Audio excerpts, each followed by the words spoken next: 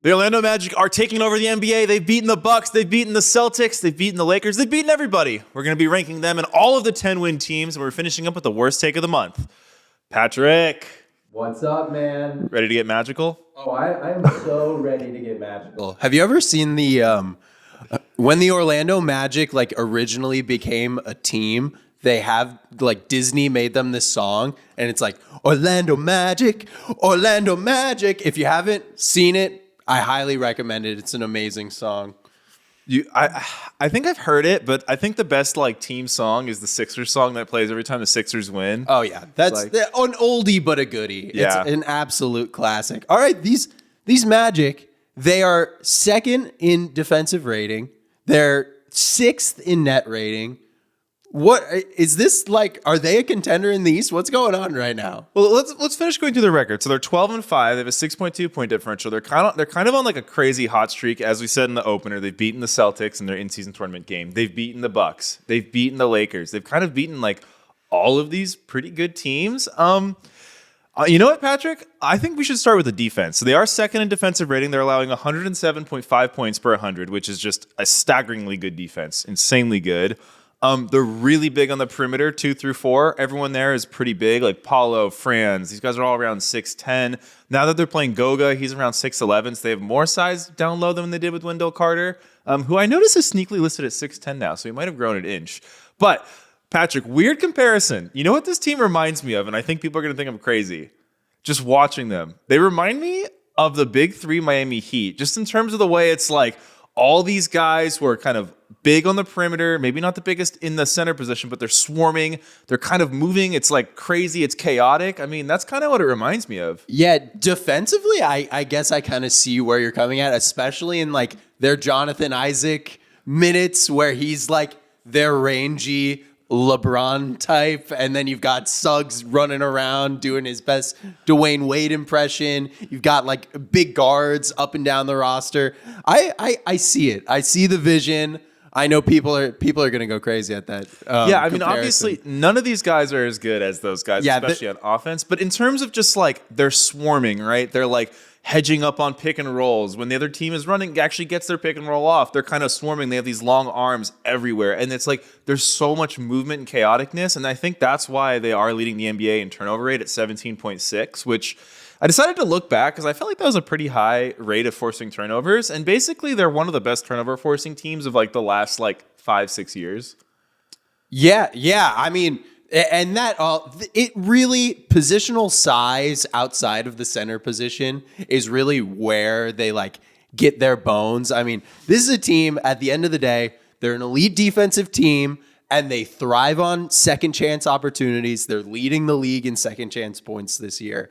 I think they share the ball relatively well, but they don't really have that classic table setter. Markelle Fultz came into the season. He was going to be their starting point guard. 5 games in, he got hurt, so we haven't seen much of him. And then also in that same game, they lost Wendell Carter. So 2 starters going into the season, you lose them 5 games in, and they have not looked back at all. It's really hard to wrap my head around the fact that in this offensive rush of an NBA era that we're in, that a team that is really built around their defense in the way that this team is. I think there's a lot of comparison points to what we've seen from the Timberwolves this year, but they don't have the just absolute go-to scores that the Timberwolves have. I guess do you think it's sustainable, what they're doing? So I don't. I really don't, and I know Magic fans probably think I'm piling on the haterade. A week ago, I was a worst take nominee. I said the Magic were going to fall down the standings. They've only gone undefeated since then. So they're 16th in offensive rating at 113.6. So they're pretty much a middling offense. They're 23rd in half-court offense at 93. So they've actually ticked up on offense overall and in the half-court. Here's where this is why I really do think this team is going to regress a bit, especially on offense. So right now, they are last in mid-range shooting. They are 26th in 3-point shooting accuracy. So this is a bottom tier shooting team. They can't shoot. They just straight up can't shoot. But the reason the offense has been middling despite their inability to shoot is they're also bottom 3 in attempts at mid-range and 3 points. They basically just say, let's go strength for strength. Let's only attack the rim. So they're number 1 in rim attempts. 42% of their shots are at the rim. Not like close to the rim, at the rim. So almost half of this team's shots are at the rim. Obviously, that's generating a lot of free throws. Similar to the Thunder we talked about, this team has that kind of feeling where pretty much like when anyone but Goga touches the ball, the other team is like, uh-oh, this guy's going to the rim because Paulo wants to go to the rim. Franz wants to go to the rim. Suggs wants to go to the rim. Everyone on this team is like constantly attacking the rim. And the way this team, I've noticed, I was kind of watching, and at first I was like, why is the other team like glued to everyone on this team when they can't shoot? Like, why are people just like hugging people's hips? And I realized kind of the secret sauce of the offense that's kept it afloat is there's so much movement and handoff options and cutting where people don't want to go under these screens, even with these non-shooters, because once they turn the corner with a Paulo or a Franz or Suggs, like they're going downhill, and it's really hard to stop Paulo Banchero when he's got momentum. So because there's so much cutting and there's so much movement, they've done a really good job of offsetting their lack of shooting ability. The reason I do think the offense is due for regression, though, is because I think teams are going to kind of figure out a way to slow down an offense that is just so like, we don't shoot the ball, we only lay it up. Like I think other NBA teams are going to be like, all right, we can. Yeah, it's like we can figure a way to slow this down. It's like your classic like fastball pitcher that is just gonna like he's throwing 100 miles an hour every time he lets the ball go, but that is the only pitch in his bag, and it does get a little repetitive. But I think the like intensity that they play with is what makes it like so hard to deal with and work thus far, at least. Yeah, I mean, I was pretty low on their overall ceiling. I think they're going to be a playing team. I'm actually higher on their overall ceiling now than I was a week ago, and it is because I do think the defense is going to be a little bit more sustainable than I do think it is. I think last week I said I think the defense is going to fall off, and some of what I said did come true. I said their rim protection numbers are going to go down. They have gone down about 3%. So, like, I do think that is going to keep trending, but, like, man, this swarming defense, like, it gives a lot of these teams a lot of problems. It kind of like makes teams like a little uneasy to get into their normal sets, you know, especially because it is one of these young teams that's like you said, full throttle every possession of the game. And a lot of, you know, NBA teams are not operating at full throttle speed in the regular season as much as Adam Silver would want us to believe otherwise. One fun stat, Jonathan Isaac, their defensive rating when he's on the court is 98. Yeah, that's he's only playing like insane. 12 minutes a game, but that's 12 minutes where they're just really, really good. And then another player on their offense that has a similar effect on their offense. Do you want to guess who it is? I think I do know who it is. It's our Australian correspondent, Joe Ingles. So their offense actually spikes when Joe's on the court, and you really see it. When you watch their games, it's one of those weird things where you're like, Joe Ingles? You're like, yeah, Joe Ingles makes a lot of really good passes. He makes nice pocket passes. He does a lot of smart, just veteran things out there. Obviously, he can shoot. His shooting has not been the greatest this year, but like he's a legitimate threat teams respect. When Joe Ingles is on the court, Patrick, they have a 124.6 offensive rating. That is really, really good. We were talking about prime Miami LeBron. If you just merge Jonathan Isaac and Joe Ingles, you can have that similar kind of effect right there. Yeah, Joe Ingles is really, really good. I wish I went through a Jonathan Isaac, Joe Ingles combo lineup to see what it does, but the Joe Ingles, just any lineup with Joe Ingles is plus 13 point differential. So the defense doesn't tail off that much when he's on the court because they're insulating him with 4 other really good defensive players. And that is why you put veterans on young teams. There was such like a why Magic? Why are you like bringing Joe Ingles into this mix? And I mean, we've all been proved silly thus far. But yeah, I want to shine on just their guards a little bit. I was super low on Anthony Black coming into the draft and coming into the season, and I just like I see it. Eye test. That guy is like the perfect connector in their offense. He's positionally like has such great size, and I think like that's an area where I feel like their offense like could improve because there's still some like rookie things that go on there that I've seen, and I think that Magic fans should be super impressed there. I mean, I've always been a Cole Anthony fan. Like that is just like a tough shot taker, a tough shot maker. They've gotten really, really great minutes from him off the bench. And then, I mean, I think Jalen Suggs is like one of the most fun players to watch. Yeah, we were talking before the show. Jalen Suggs, for those of you who haven't watched a lot of Magic games, is going to be the next like Marcus Smart, maybe not dirty, but like Draymond type player where like Magic fans love him. And if you're not a Magic fan, you are going to hate him. Yeah. He is going to piss off a lot of fan bases. Whoever they play in the first round of the playoffs is going to hate Jalen Suggs. I'm just going to call that now. Just like there will be, when he plays your team, he is going to do something. He's going to like trip your best player, and your best player is going to get called for the foul, and then he's just going to start clapping in their face and screaming right down on them. Yep. He's that kind of guy if you haven't watched any Magic games yet. But like, I'm so excited to see this team in they clinched their group, I believe, in the in-season tournament. Yes, also, Patrick, I think this team has one of the best in-season tournament courts. Okay, yeah. The Magic lettering across the middle is just, it's like the chef's kiss of court design. That's a really nice logo. The colors are not too loud. Like watching the game doesn't make your eyes like kind of hurt. It just, their in-season tournament games are pleasant to watch. Their jersey also really looks good nice on the court against it, because it's like mainly black, but it's got the blue in there, and then it's got the gray. So it's not like the exact same color. Yeah. They're in camo. So I guess the other thing that is they have a really easy schedule coming up. So the Magic are kind of well positioned. Overall, though, now that we've kind of done a deeper dive into them than we did last week, what is your like kind of ceiling for them?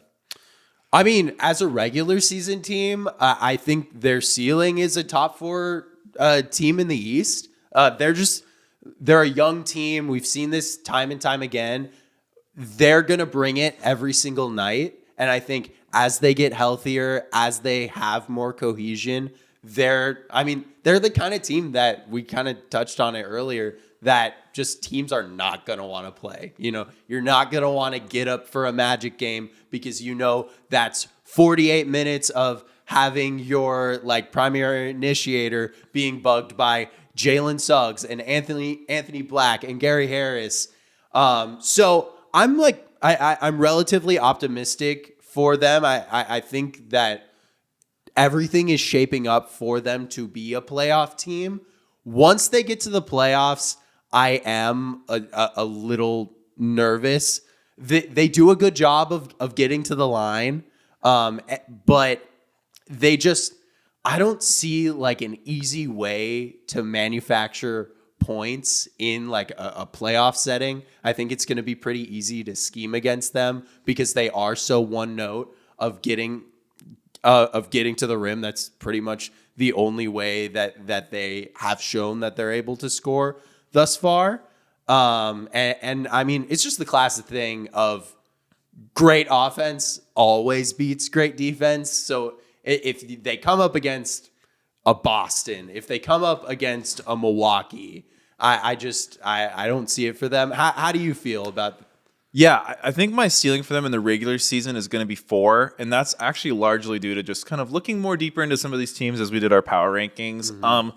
One thing I like about the Magic, as we talked about, they've beaten so many good teams, and that's like, this isn't a team that's 12-5 off like a really, really easy schedule. This is a team that's actually played a fairly difficult schedule, and they still have that.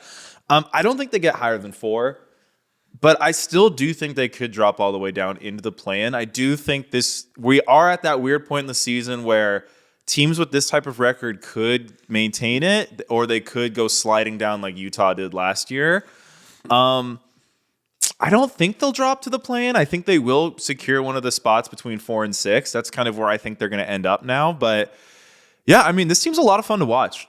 Yeah, they're a lot of fun to watch, and it's like it's an easy team to root for as well.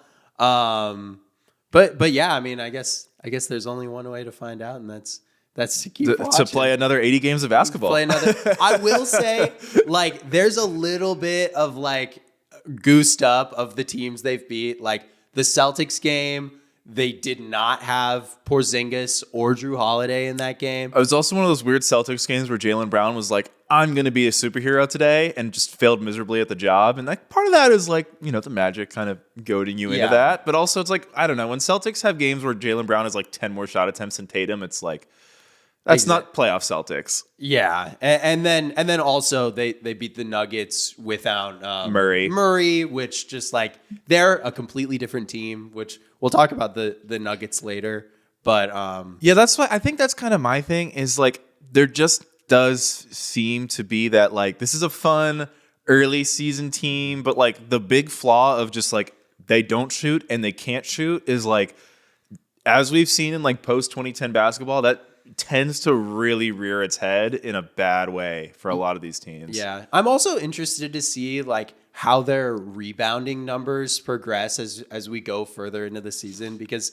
it's kind of like their like rebounding rate is like a top 10 rate, but then their like raw rebounding numbers are kind of middling. So I'm wondering like where that is going to end up as the season goes, because I mean, I really like their big rotation. I think each one of those guys, like on the short roll, are guys that I trust. Mo Wagner in very limited minutes is scoring like insanely efficiently, but at the end of the day, we're talking about Wendell Carter Jr., Mo Wagner, and Goga Batadze, guys that we haven't seen do it before, and for a defensive-minded team to have a little bit of a question mark at center, that's another place where I'm a little bit worried.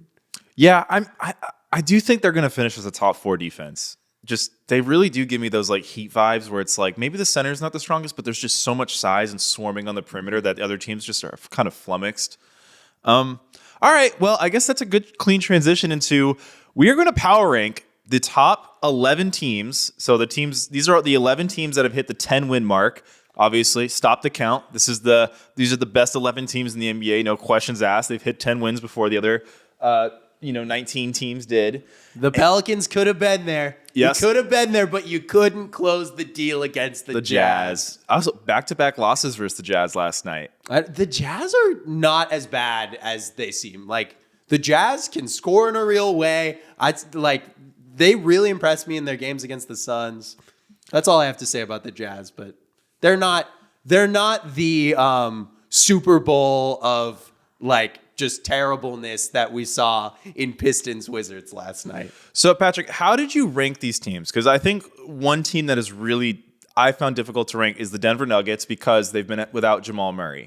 So are you ranking these teams assuming full health, like kind of a mix? Like, how did you rank these teams? I tried to do like a full like power ranking. So like I'm taking into account like what have we done recently, like last 10 game stats, last 5 game stats, like are we gaining momentum? But also I'm like we're not that deep into the season, so I am taking into account like what were my expectations for you guys? Are you meeting those expectations? Are you overcoming those expectations? I tried to keep like championship equity as far like removed from at least this exercise as I could. What were your like main criteria?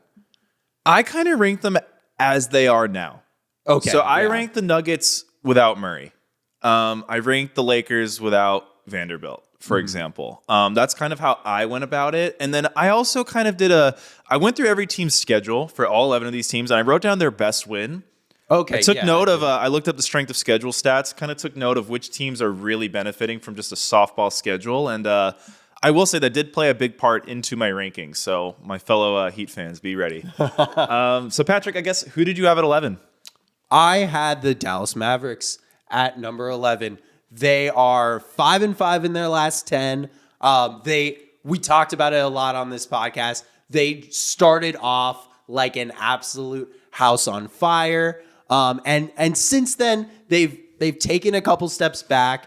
Their main starting lineup, which is like a huge reason why I had them in the last spot here, of Kyrie Irving, Derek Jones Jr., Luka Doncic, Grant Williams, and Derek Lively. They are actually now a negative lineup, which that is the lineup that they have with the most, not continuity, but it's the most minutes of any lineup. I think Lively he'll have one great game, one game where he's just kind of a ghost out there, And I think that center position is super, super important for this Mavericks team. Yeah, they've cooled off a bit from three. I love they're 7th in the league in offensive rating, but 23rd in defensive rating, which is just like really rough. 15, like right in the middle of the league in net rating. I think the Mavericks are probably closer to what we thought they were going to be coming into the season, right on that like play-in, playoff lock bubble. Who did you have at number 11? So just to touch on the Mavericks, I had them at 8. Okay. And the reason I had them at 8 is even though they have been slipping, and Mavericks fans, they are 24th in strength of schedule. So they have played a little bit of a softer schedule. I wrote down their best win is at the Magic. So from what we've seen so far, that's a good win. That is a quality win. They also beat the Lakers. They have beaten the Lakers, but I didn't think it was their best win. Yeah, no. I don't think a home game versus the Lakers defeats an away game at the Magic. But the Mavericks, the reason I had them a bit higher than you is just because we are seeing a lot more cohesion between Irving and Doncic. Mm-hmm. Irving is starting to play a lot better, and I think the Mavericks are kind of one of those teams where they can kind of beat any team on any given night. They don't like their defense is an issue, right? Like there's no doubt about it, but the offense is good enough to kind of keep them in any game. I'm just a bit higher on them, and maybe I'm just a bit lower on the bottom 4 overall, and I kind of don't think there's a big gap between 11 and 8. Yeah, I'm with you. There really isn't. I laid it out. Yeah. Who did you have at 11? This is gonna shock you. I had one of the better teams record-wise. I had the Thunder. What? So let me build out the case. The Thunder are the only team on this list that haven't beaten a good team. The only team they've beaten on the list of 11 teams is the Suns, who were without Booker. Quick Suns context. The Suns are 11-6, but they're 8-1 with Booker. So the Booker-less Suns are a bad team. Yeah. Just straight up, the Thunder have not beaten any good teams. I went through their schedule. It's a real cupcake of a schedule. So the thing with the Thunder, right? They're 11-5. So record-wise, they're one of the best teams. We've talked about elite spacing with Chet, elite scoring with Shea. But they haven't, all of their losses are to like the good teams. They just can't beat the good teams. Teams with size. We saw it last night with Embiid, or 2 nights ago with Embiid. We saw it in their Denver game with Jokic. Like, Chet really cannot guard these big physical centers. And like, for me, the reason why I have a team like the Mavericks ahead of them is I think the Mavericks could hang with like a Philly.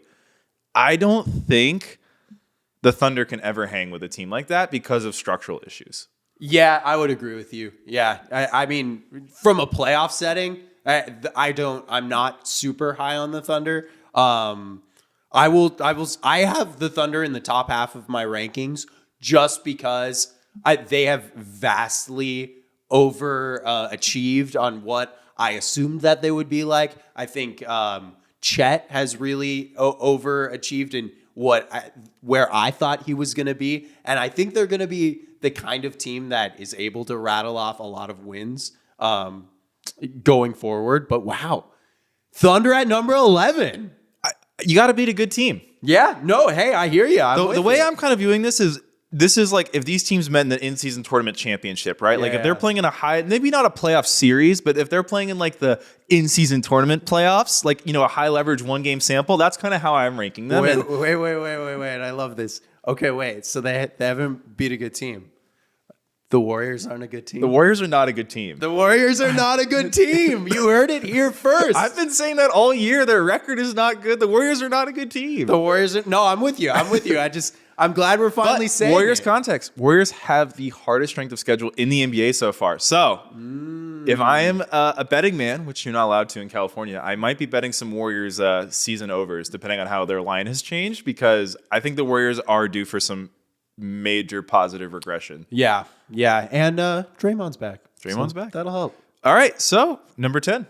I have our local Los Angeles Lakers. Okay. I have talked so much about the Lakers on this podcast. I really like they're 10-8. They're the closest to 500 of any of these teams. Their best wins have been against the Suns, basically. They beat the Suns twice, and neither one of those games did the Suns have Devin Booker? I think I wrote down their best win is home versus the Magic. Yeah, that was an early season. It was. Win against the Magic. But that is like their other win on this list. Honestly, a huge part of me putting the Lakers this low, I had them a little bit higher, but boy, did they look awful yesterday. Against the Sixers? Yeah. Against the Sixers. I mean, like a 44-point loss. It's just like when you have you're kind of going strength against strength. And it was just, they've been super good in the clutch this season, but I still think that there's going to be a lot of regression for LeBron, at least efficiency wise going forward. And for the most part, in their like major pieces of their team, they've been pretty healthy. So like obviously Jared Vanderbilt hasn't played yet. I am a little bit dubious of how much Jared Vanderbilt will play like going forward. I don't see him as an offensive piece that is someone that can play like huge minutes. He's kind of like their Jonathan Isaac, of where like you've got like, 15 minutes a game where you can throw him out there and he can just be like this defensive menace. But yeah, I mean, they're 25th in offensive rating with LeBron playing the way he is. It's just, it's not ideal. So I think the Lakers are just going to continue to be the team me and you can continuously disagree on the whole season, because I'm ranking them how they are right now, so Vanderbilt's not a part of it. But I actually think Vanderbilt's going to play big minutes. He started for them last year, the whole regular season, when they were the best team after the trade deadline. I think that's what's going to happen. I think we've talked a lot about like these Jaden McDaniel types for the Timberwolves. Like these guys are so important, and I think like Vanderbilt is a Jaden McDaniels type defensive player, and I think he's going to be playing like high 20s when he comes back. I think he is a really big missing piece. So I had the Lakers 6. Okay. And the big thing about the Lakers, and the reason that differentiated them for me, when I went through pretty much all these teams, the Lakers have no bad losses. All 8 of their losses are to good teams. They have not lost a single game to a bad team. They're 9th in strength of schedule, so they've played a significantly harder schedule than all the teams I had behind them. So I think that's another thing with the Lakers. Once the schedule's even out, all of a sudden teams like the Thunder or the Mavericks are starting to play a lot more harder competition, and the Lakers all of a sudden are like, oh, we've gotten a couple of our Kings games out of the way. Now we're playing the Pistons. Yeah. The Lakers, I think, are really due for positive regression record-wise, just because they've played a tough schedule. So I had them 6, mostly because I really do think their record is really more indicative of how difficult it's been. This is kind of what you see in the NFL a lot, like weird comparison, but like my Giants, last year they played a buttercup schedule. They go like 9-8. This year they play a normal schedule. They're like 4-12. That's kind of, schedule plays a huge part into your record, especially with the sample size this big. So yeah, I'm just a lot higher on the Lakers. I just think, I don't know. Yeah. This is gonna be the team we always fight about. I mean, like I see it. Like I again, like I can see them being a successful playoff team.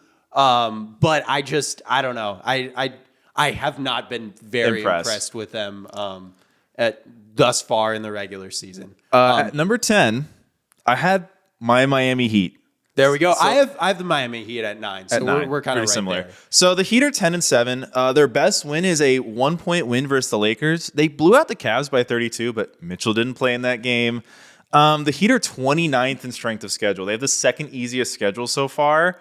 And it's 10-7. It's been a little unconvincing. Yeah, I mean they've been the kind of team that wins the games that they're supposed to win, and that's like very Heat culture of them. But I mean, yeah, there's no like stat other than maybe Bam's like personal stats that you can grab and like be like, I feel really good about this for the Heat. Yeah, and like again, this is kind of where I feel these teams will be in like an in-season tournament knockout round setting. I think like come playoff time, the Heat will just find a way to be like, hey, we have a negative 20-point differential, but we're going to make it to the finals. It's kind of, the Heat are not a team you can rank rationally, and since this is mostly a regular season ranking, I feel a lot more comfortable putting them in the bottom of my rankings. Yeah, they haven't beaten anyone other than the Lakers. A game they won by 1, where they allowed a wide open 3-pointer was the decision. Yeah, but not a bad one. It was to Cam Reddish.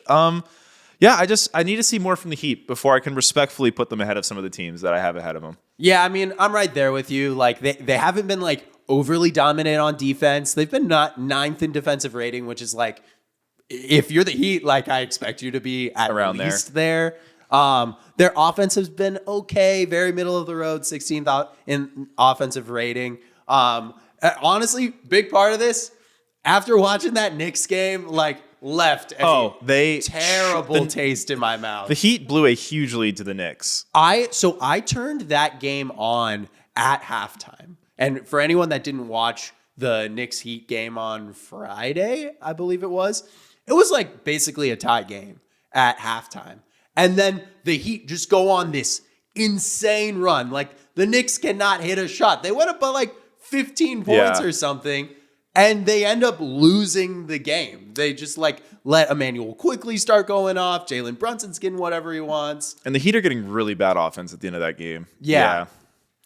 So, I mean, that's my number 9 team. I think we're very aligned on the Heat. My number 9 team is the Magic. We talked already a ton about the Magic. Best win, it's hard to pick. They've got Boston, they've got Lakers, they've got the Bucks. I said home versus Boston. I think that is their best win. Beating the Boston Celtics is really impressive.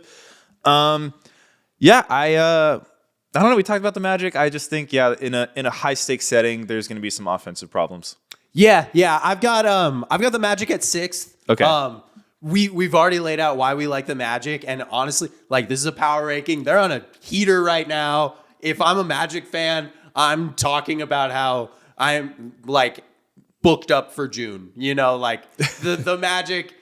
You guys have had a great start to your season. You guys have played really hard teams. Like, feel great about yourselves. So who did you have at 8? So at 8, I had the Milwaukee Bucks. Wow. Okay, I had the Bucks at 5.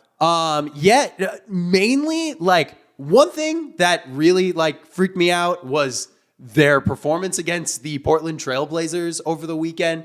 If you're on this list, there is no reason you should be down 26 points to the Portland Trailblazers at any time during the season. Like just flatly, that's it. They've been okay. They've been pretty good on offense. There's 6 offensive rating, but like, in this iteration of the Milwaukee Bucks, we have always known them as a dominant defensive team, and that is just not what they've been thus far in the season. They're 20th in defensive rating, and the fit between Dame and Giannis just like has not been there yet. They're still a negative 2-man lineup. It's very close to being even, but they're negative 0.4, which is a little concerning for me thus far into the season. They have been incredible, like unsustainably incredible in the clutch this season, where if those minutes go a little bit differently, like I think back to that first game where they just like turned it on against the Sixers. Like got away with the travel. Yeah. I mean, if that game happens today, I don't know if things go that way. I think that Philly game was their best win so far. Jay Crowder's out for like, it seems like he'll be out for a while, which I think he's a big part of what they hope to do this season. Where did you have the Bucks? I had them at 5. Okay. So I have their best win home versus the Mavericks because they actually won that game by a pretty decent margin. Game 1 versus Philly, it's game 1. Again, if that Giannis doesn't get away with a blatantly obvious travel, they probably don't win that game. Mm-hmm.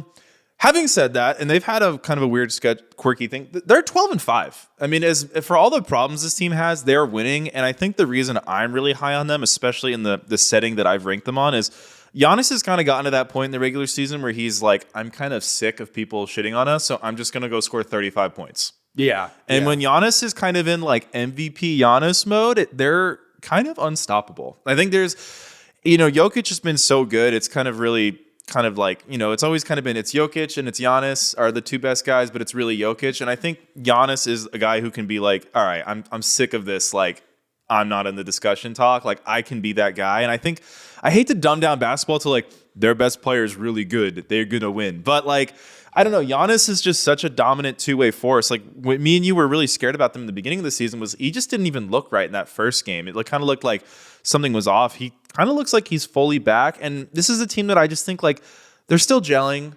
I don't see a world where the Dame Giannis lineups just don't work. It just makes too much sense on paper. So I'm pretty high on this team.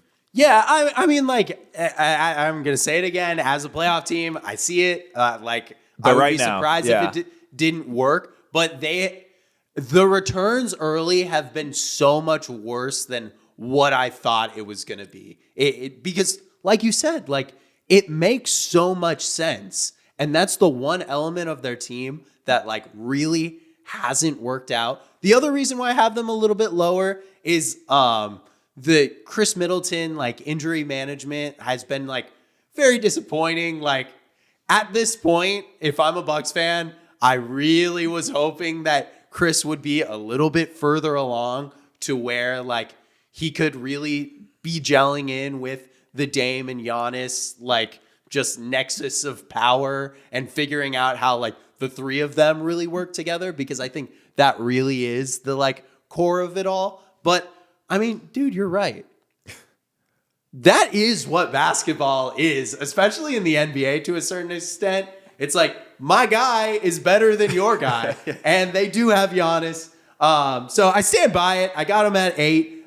There's a lot. These are the best teams in the league. And it's early. Yeah. But who do you have at 8? So I had the Mavericks at 8. Okay, cool. Couldn't go any higher than that. As much as I love you, Luka. You're my guy. You're another one of my we have Luka, you don't type of guys, but their defense is so bad. Yeah, their defense is really, really, really bad. Yeah. So at 7, Patrick, this was one of the hardest teams for me to rank.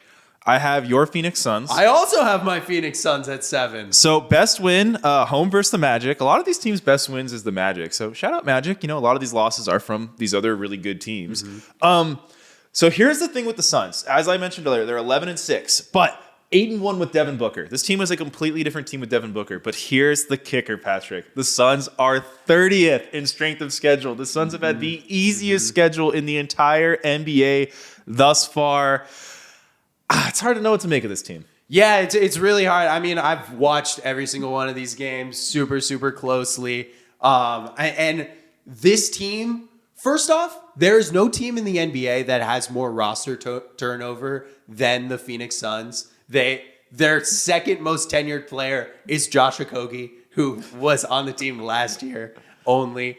But really what I'm grabbing as like a Suns fan and what I'm pointing at is, you already pointed out the Devin Booker of it all. They're 8-1. They really should be undefeated in those Devin Booker games. Like, if you are throwing out the one, like, just insane Spurs, like Victor Wembanyama goes absolute God mode on them. It was a really weird, like, Devin got hurt in the second half. But, I mean, you just got to hang your hat on Devin Booker is averaging career highs in points, assists, and rebounds. And Kevin Durant has looked like Kevin Durant. He's averaging 31 points a game. He's missed the last 2, but I expect him to be back by their next game. And they figured out a way through all of these injuries, not having Devin Booker, who, like, you see afterwards, like, we were worried about their point guard play. Devin Booker was their whole plan as a point guard. And to be able to, like, eke out 11 wins and a 7-game win streak, even though I will say it was not against, like, the greatest of competition, I think is something, like, that is very promising that they've been able to figure it out. Grayson Allen has been amazing for this team. Yusuf Nurkic offensively has been an absolute coup. I'm feeling really great about the Suns. They're on a 7-game win streak, but I'm with you. Like, I can't put them any higher than this 7th spot. Like, top end talent can only get you so far. Yeah, I mean, I have them right there with the Mavericks, another team that I'm like, I feel like they could beat any team in a tournament setting, but I feel like they could lose to any of these other teams in a tournament setting. Yeah, in the last 10 games, which has been pretty much Booker's season so far, they have 122 offensive rating, which is, like, right where, like, it's in God mode of offensive rating, like right there with the Pacers. Yeah, Booker's another one of those we have Booker, you don't type players. Exactly. Where it's man, Booker's so good, man. He's so good. He's so good. He's so good. We can have a conversation about how he's the best guard in the league later. Who did you have at number 6? I had the Magic. Okay, so we've talked about the Magic. I had the Lakers. At 5, I had the Bucks. I had the Timberwolves. Wow. Okay. Yeah, I mean, the Timberwolves have had just like an absolutely amazing start to the season. They're the number 1 team in the West right now. I mean, like, they're 4th in plus minus. They have really great wins against a fully healthy Denver and a relative, other than Derek White, a fully healthy Boston. Like, Boston had all of their top end talent. I'm just like a really, really big believer in their defense. You know what? You didn't mention what I wrote down as their best win. Oh, what did you have? This is their best win. Home versus Sixers. Another one of Okay. those. They've beaten all these great teams, but I chose that one because it was kind of more of a beatdown. But Embiid didn't play in that game. Oh, Embiid which is didn't why play I in that didn't game. write Okay. Good point. So But yes, hey, even without Embiid, the Sixers have just been world beaters this year. So I'm right there with you. But I mean, I've just been Gobert looking like Jazz Gobert has been really awesome on defense. I was very dubious of the Anthony Edwards breakout season that everyone told me we were getting. And you know what? We're getting it. me and you were definitely wrong on that one. Yeah, I don't know. Sometimes like people say it too much and I'm like, this is not going to happen. Like, this guy's 23 years old. Let's just be a little bit more calm. But I mean, right now he is averaging 26, almost 6 rebounds and 5 assists. Like, those are superstar numbers. Yeah. And like, to be a major team in this league, you got to average superstar numbers like that. Yeah, I'm the only reason I felt like I was too afraid to rank the Timberwolves lower than where I had them. I had them at 2, just because they've been so good. The only thing I will say, I'm curious. A lot of these best wins were at home. Yeah. So it's one of those things again where once the schedule flushes out over the course of the season, they probably don't 2-0 Boston. They probably 1-1 Boston, right? Yeah, I had them at 2. I feel like all season I've been looking for reasons to be like a Timberwolves doubter, and I can't find one. They're awesome. I'm just gonna stop. I'm gonna stop being a hater. This team's a lot of fun. I think this team is really, really good. Again, they're 12-4. Like 4 losses at this point in the season is kind of crazy. Yeah, it's really, really good. And they're without Jaden McDaniels right now, but if they can sustain this through that injury, which should be like maybe another 2 weeks. I think the other thing too, it's like one of those weird things with like Gobert, where like last year, it's like everyone's kind of frustrated. You have like Edwards is like, I can't dunk because Rudy's in the game, and it's a little like, no one really wants to show up to work. But now it's like the complete opposite vibes, where this team is just like, we're gonna kick your ass, we're gonna defend like crazy, we're the best defense in the NBA. I don't know, they're a fun team. I had them at number 2. So it's funny, you put the Timberwolves at number 2, and I didn't tell you where I put the Thunder. I had the Thunder at number 3. Wow. And like, oh my God. For those of you that are maybe listening to us for the first time, the Timberwolves have been my since preseason team that I'm like, this team's going to be way better than you think. And the Thunder have been James's team. And I think both of us are overcompensating for being too low on these teams. But anyways, not to get out of order. Who did you have at 5? I had the Bucks. You had the Bucks. Okay, we talked about the Bucks. So who did you have at 4? So you had the Timberwolves at 4. I had the Timberwolves at 5. Oh, okay. So at 4, this is the team I had the Denver Nuggets. Because again, I'm ranking them without Murray. Best win away at the Thunder. That was a dominant win. Mm-hmm. Yeah, I mean, without Murray, it's just like this team is, pretty hard to stop still because Jokic is just that good. But without Murray, you kind of see that they can drop these very games they should win otherwise. I can't put them in my top 3 with Murray out. Yeah. 5-5 in their last 10, which all of those have been without Murray. But just like you said, like, it's a little bit concerning. I think there was like this air of invincibility that the Nuggets had coming into the season, where it felt like even if like they were without like anyone but Jokic for any like stretch, they would be fine. And this stretch without Murray has proved that is not the case whatsoever. Yeah. Like, they are just another team, just like any one of these contenders. Like we've talked about the Suns, we've talked about the Lakers, we've talked about the Sixers, we've talked about the Celtics. Maybe the Celtics are a little bit more separated from this, but like any one of these teams, if they're without one of their top two guys, it's like they're not a championship contender in the same way. One stat that I found for the Nuggets that is a little bit concerning. Do you know they're dead last in free throw percentage? Ooh. They're shooting 70% from the line.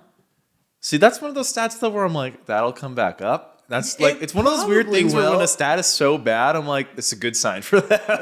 It's just like crazy. I will say the one thing about the Nuggets is every time I've watched them this season, even in their losses, it feels like the other team's getting away with something when they win against them because Jokic has just been that good. Yeah.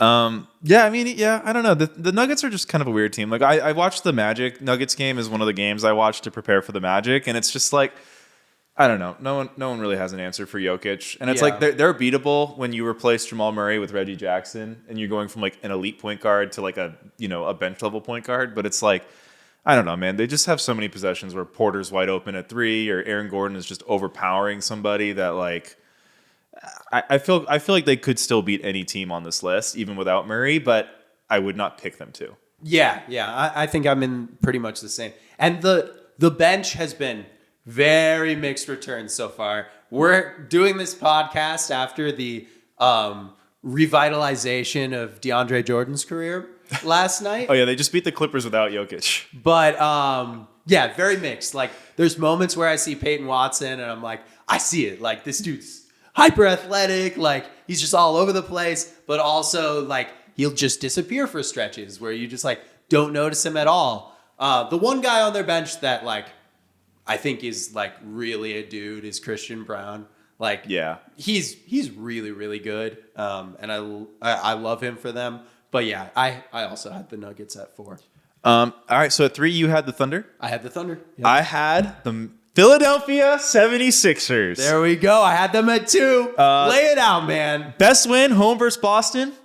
Patrick, this team has had the 3rd hardest schedule in the NBA so far, and they're still 12-5. This team is awesome, bro. Embiid is leveled up as a passer. The coaching improvement, you just see it. Nurse for Stock is a whole new world of Sixers basketball. Maxey is awesome. Since the Clippers trade, they've got all this size with Covington. Even Batum's a tall dude.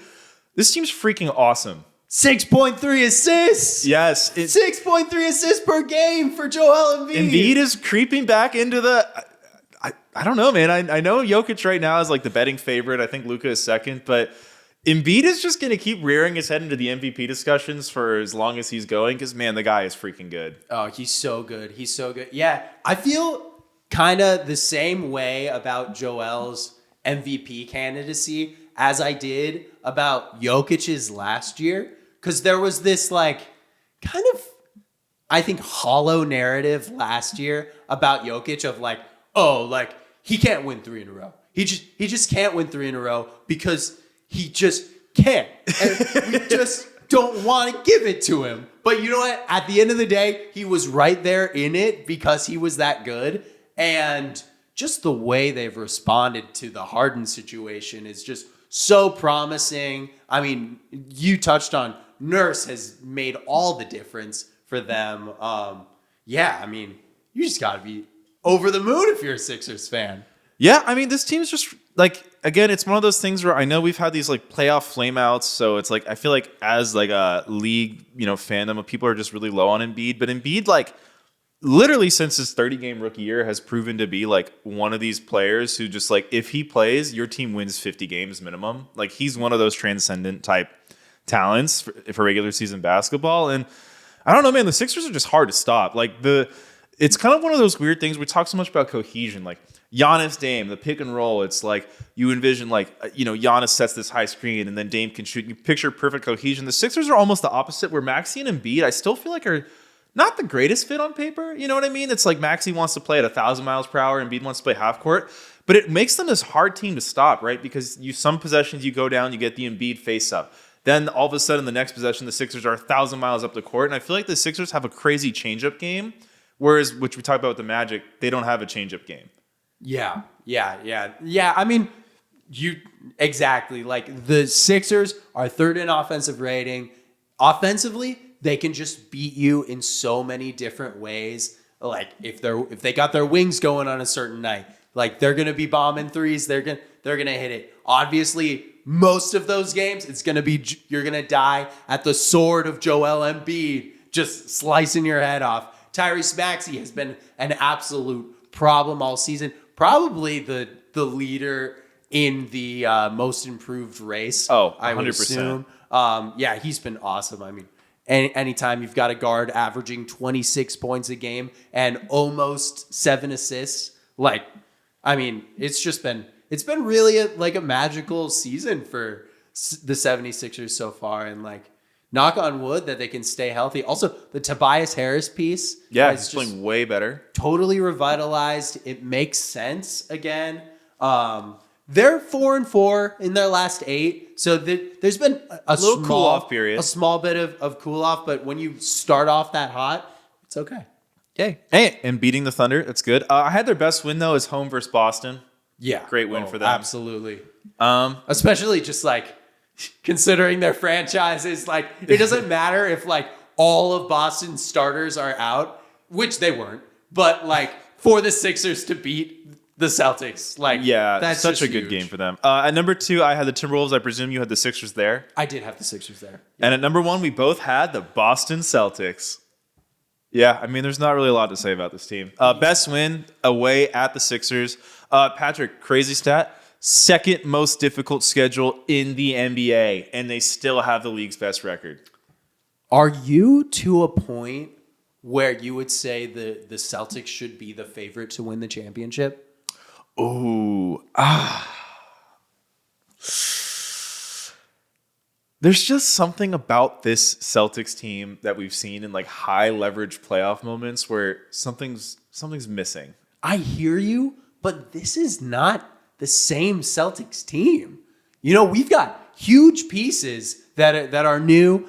Did you look into any of the lineup data for their starting I know lineup? all their lineups are killing, but the reason why it's like I would take the field over the Celtics is just it's like this is the team the year they went to the finals versus the Warriors. They had like that crazy net rating. I don't know if you remember 538 was like this team is guaranteed to win the title. They're just the most dominant team ever. And they should have won the title. I think they were better than that Warriors team, but it's that weird thing that you see versus the Heat where it's just like something just seems to go wrong up top. Yeah, I hear you.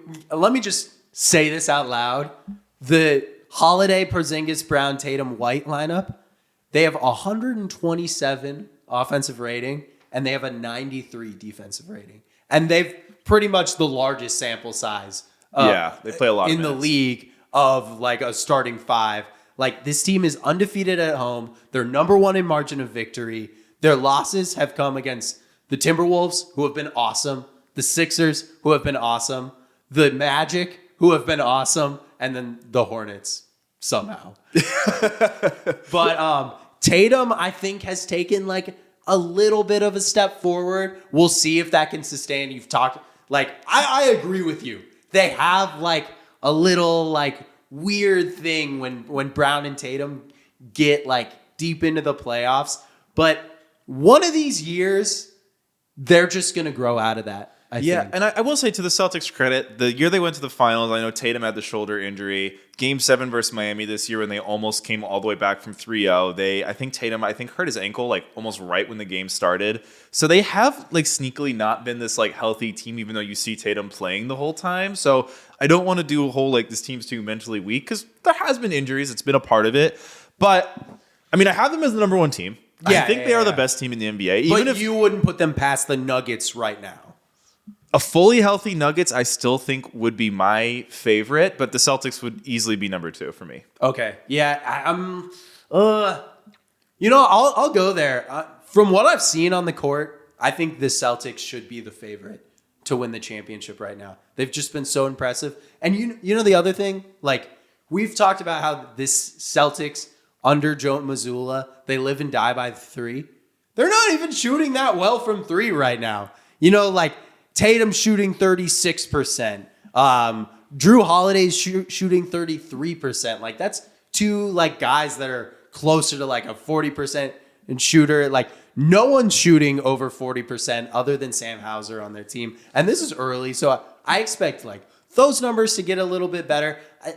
At the very least, this is going to be one of the more dominant regular season teams that I think we've seen in the last 20 years.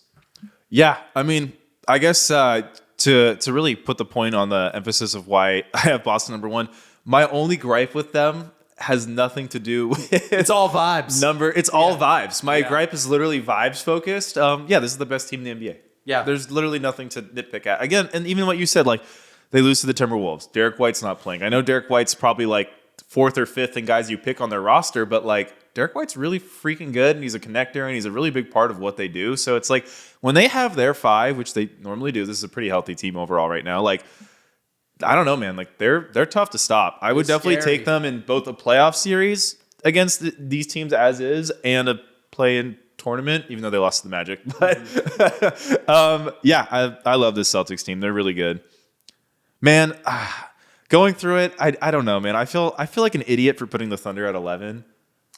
I'm just picturing them versus these other teams, and I'm like, I know they could beat the Mavericks. I know they could beat the Suns, but they just haven't done it. Yeah, they haven't done it. And, you know, it's still early. They're still super young. They have been playing above their skis a little bit. I will, like, say that just, like, outright. Like, Chet was shooting, like, 50% from three up until, like, last week. Yeah. Like, that's just insane and unsustainable. But the main, like, I think thing that we see in each one of these teams that we feel really great about is that they have a real MVP candidate. Yeah. And that's the thing that you can say about the Thunder with Shea. Very, very much confidence. Shea has just been that good. And this is the second season that he's been there.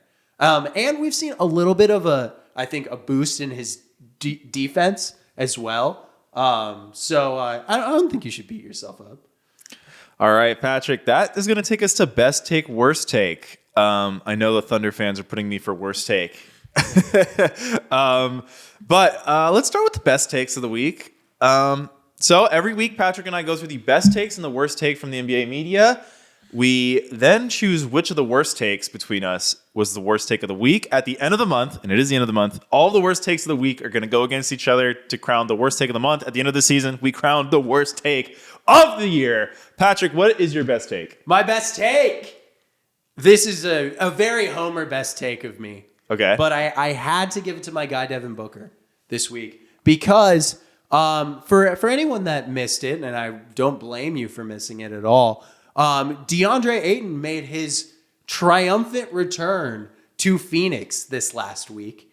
And he played pretty well. He, especially in the first half, he was scoring pretty effectively, just that midi on offense. The Suns ended up winning the game. And as any Suns fan would know, his production trailed off pretty intensely in the second half. And when Devin Booker was asked about facing DeAndre Ayton, he said, "It's fun. He played extra hard tonight. I seen that. And my challenge for him is to play like that every night." And, you know, players don't do this. Like, players don't call out other guys on other teams. And, like, this is just quintessential what I love about Devin Booker is he just doesn't give a shit. He's going to say exactly how he feels about a situation, even when, like, there's obvious bad blood and the media, like, can take this and run with it, which I'll tell you, the Arizona media absolutely did. Like, I love that he said that because it's true. DeAndre Ayton, you could be one of the best centers in the league, but you just don't play hard enough and you don't play consistent enough. Yeah, Patrick, you know what? I if you had said this week, if the trade had happened this week, I think I'd have to retroactively give you the best take because me and you debated a lot off camera this like Ayton for Nurkic trade. I was pretty low on it. you were loving it. And you've definitely been right. Just watching a lot of Suns games, Nurkic is playing with so much effort. He's tough. He's physical.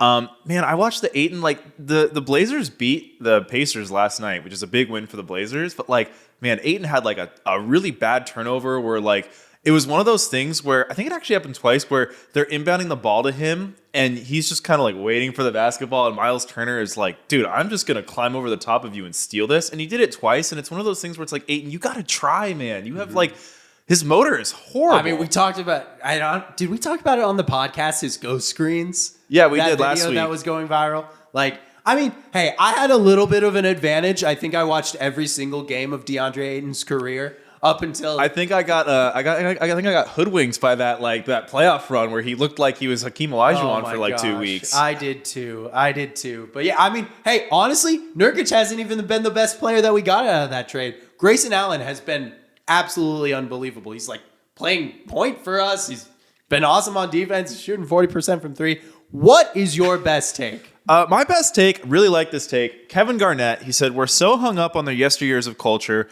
we're missing out on the greatness in front of us. And I just love that quote, man. The one thing I've always hated about the NBA media landscape is all we do after anyone does anything cool is compare them. Like Anthony Edwards has this great game versus the Celtics.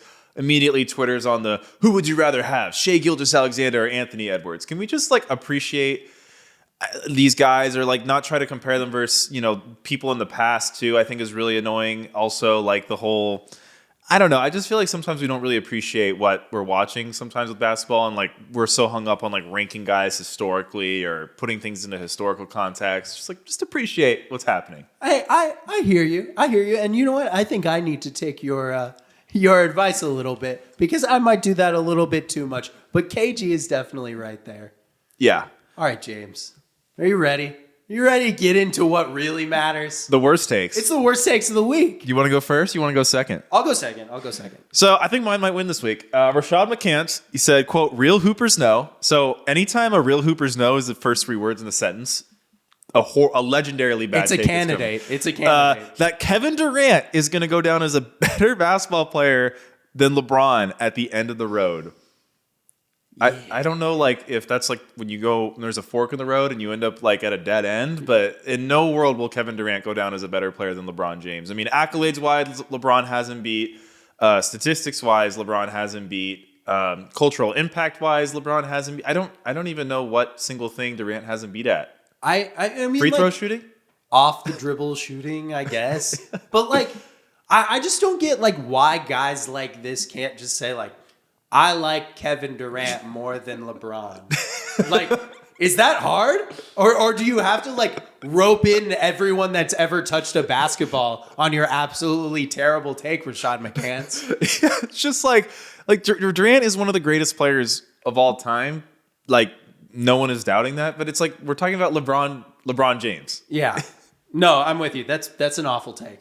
That's an awful take. What is your worst take? My worst take of the week goes to DeMar DeRozan, who a real hooper who was hooping in the in-season tournament. The Bulls were playing the Raptors, and the Raptors had the game in hand. And Pascal Siakam took a late three because a big tiebreaker in the in-season tournament is point differential. So the Raptors were trying to improve their point differential. It didn't end up mattering, but he was trying.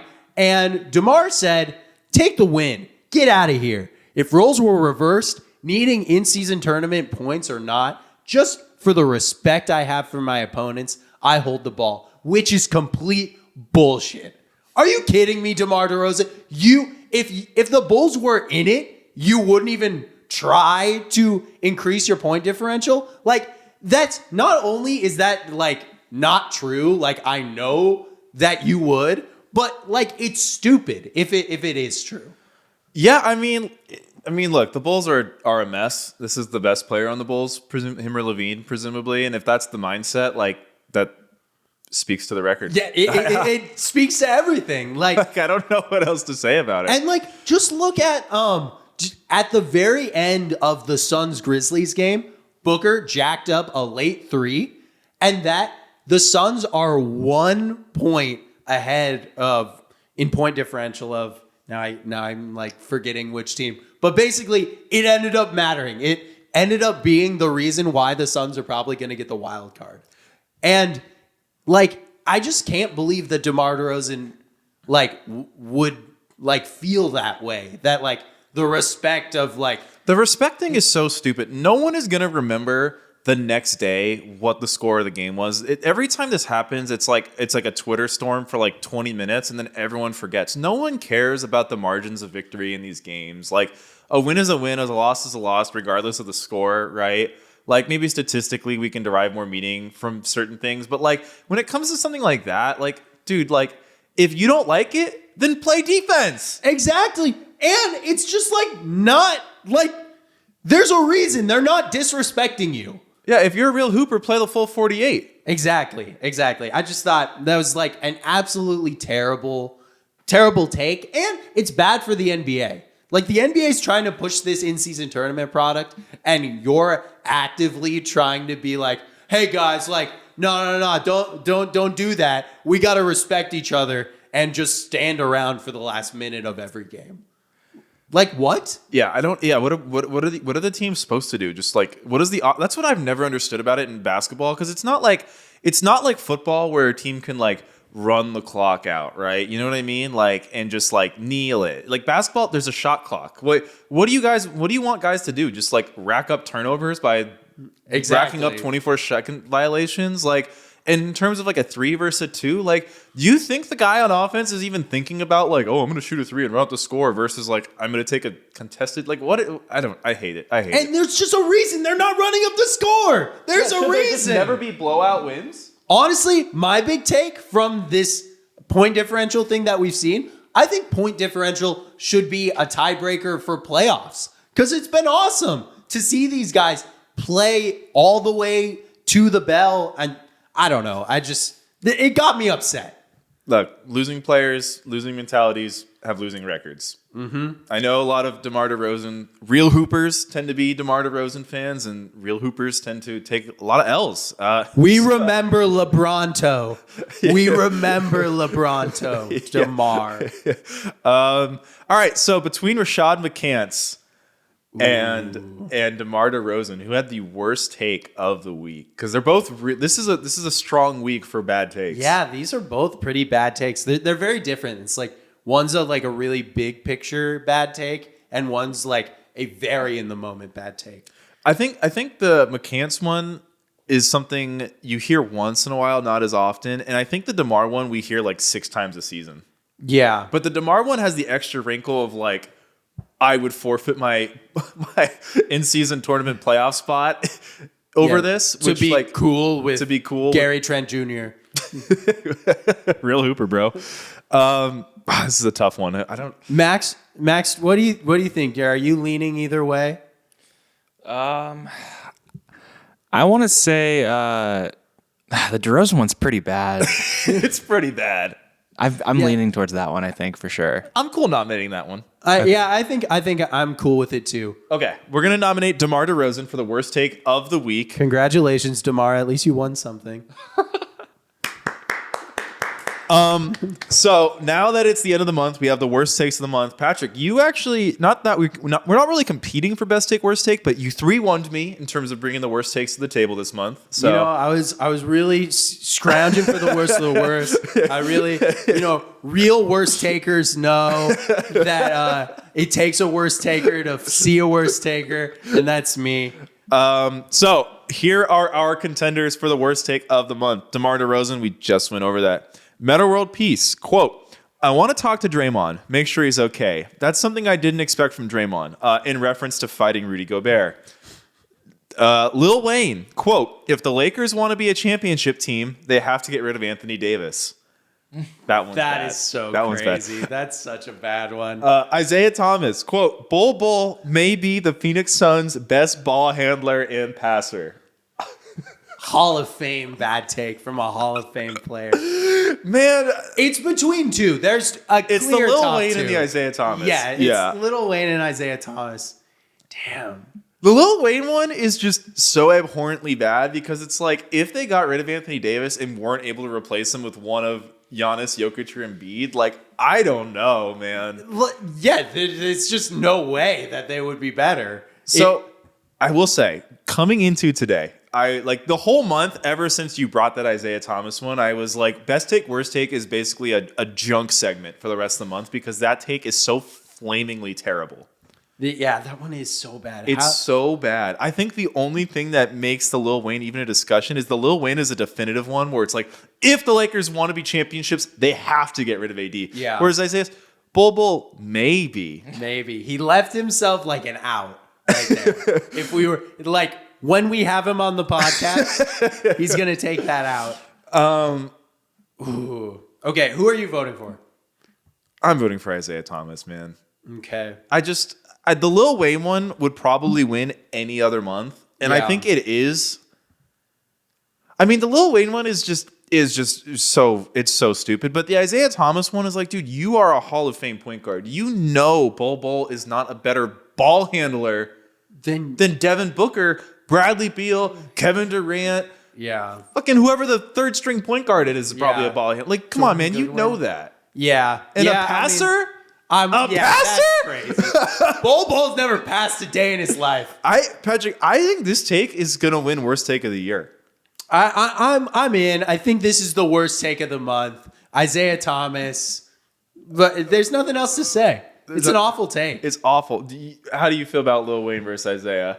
I think Isaiah Thomas has got to take the cake on that. Like that passing it doesn't make any sense. I'm 100% with that. All right, so our worst take of the month winner, Isaiah Thomas. Bol may be the Phoenix Suns' best ball handler and passer. He joins Kenyon Martin, who had the worst take of the month last month, who said, real hoopers know Kyrie Irving is a better basketball player than Luka Doncic. We're building quite the starting five. This is a crazy library of bad takes. Wow, shout out to in memoriam, DeMar DeRozan, Lil Wayne, and Metal World Peace. We'll never forget. Yeah, you guys brought some heat. I think generally our contenders this month were better than our contenders last month. This was a spicy month for takes. And I think it's only going to get better as we go in the season. Because, really, Stephen A. hasn't been heard from very much. Skip hasn't been heard from very much.